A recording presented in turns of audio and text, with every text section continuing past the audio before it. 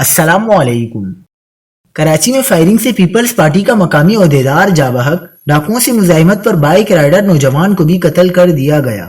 علاقے میں کوہرام مچ گیا۔ تازہ ترین ویڈیوز کے لیے چینل کو سبسکرائب کر کے بیل آئیکن اور آل نوٹیفیکیشن پر کلک کریں۔ آپ کو بتاتے چلیں کہ کراچی کے علاقے اورنگی ٹاؤن میں فائرنگ سے پیپلز پارٹی کا مقامی عہدیدار امجد حسین جاں بحق ہو گیا۔ پولیس کے مطابق مقتول کو 10 گولیاں ماری گئیں۔ پولیس کا کہنا ہے کہ 2 موٹر سائیکلوں پر 5 ملزمان سوار تھے، 3 نے فائرنگ کی۔ بظاہر واقعہ ٹارگٹ کلنگ کا لگتا ہے۔ دوسری جانب کراچی میں ڈاکو نے بائیک رائیڈر کو قتل کر دیا۔ واقعہ ڈکیتی میں مزاحمت پر پیش آیا۔ کراچی میں بلوچ کالونی میں ڈاکو نے بائیک رائیڈر نوجوان فہد احمد کو اس وقت نشانہ بنایا جب وہ سواری لینے کے لیے جا رہا تھا۔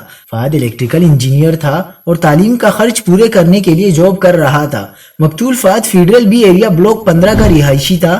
مقتول کے بھائی کا کہنا ہے کہ ہم 5 بہن بھائیوں میں فہد چوتھے نمبر پر ہے، ماں باپ کا لاڈلا تھا۔ مزید خبروں کے لیے دیکھتے رہیے حق پاکستان نیوز۔